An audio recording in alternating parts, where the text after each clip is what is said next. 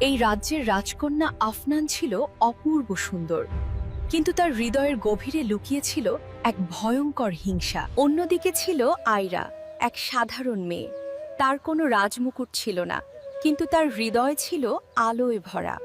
মানুষ যখন আয়রাকে ভালোবাসতে লাগলো, রাজকন্যা আফনানের বুক জ্বলে উঠল হিংসায়।